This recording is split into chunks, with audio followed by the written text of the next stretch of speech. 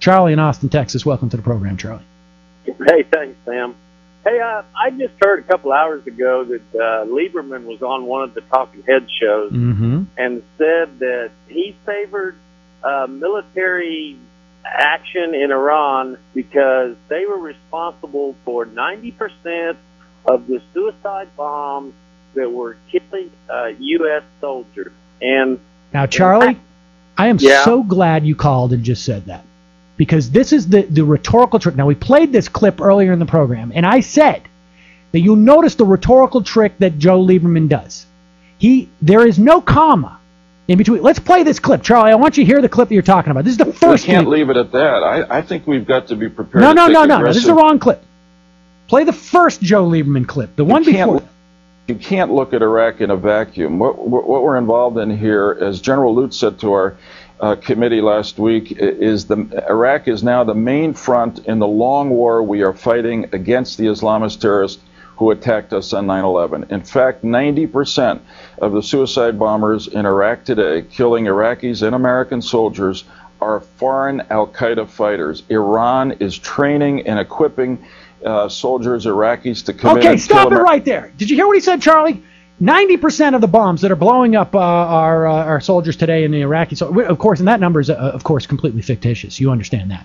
Well, also, there's another question that I just don't understand. I think that there are more and more people in the American public, and I'm sure there's a lot more people worldwide that understand that Iran is a Shia Islam state. Well, now, Charlie, in the world would they provide munitions and training for Al-Qaeda, which is a strictly fundamentalist Sunni organization, and the targets of most of the suicide bombs are Shias? Why? I mean, the thing doesn't add up. Charlie, you notice what Lieberman did, though. This is what he said. He said 90% are being supplied by these Islamic fundamentalist extremists. Iran is training people. He just did that specifically to confuse people and say that Iran is involved with that, because he knows that most of the American public doesn't realize that that could never happen. And in fact, if there's any outside funding coming to those groups, it is coming from Saudi Arabia. It is coming from Pakistan. And but then, Charlie, he goes on to say in another clip, well, play the second clip. It's Joe Lieberman Day today.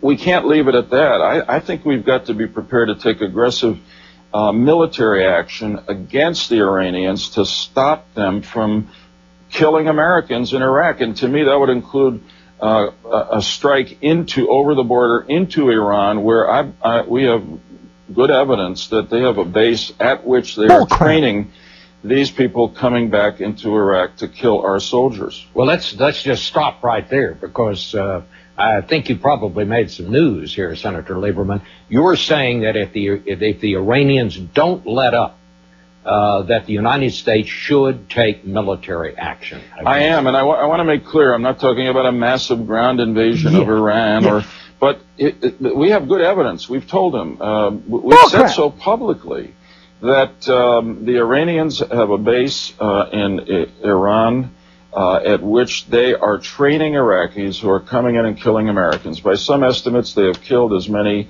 as 200 American soldiers. Okay, first off, Charlie, now you know and I know that the Iranians, if they're training anybody, are associated with the Hassan group of Shia in Iraq, the Supreme Council of the Islamic Revolution.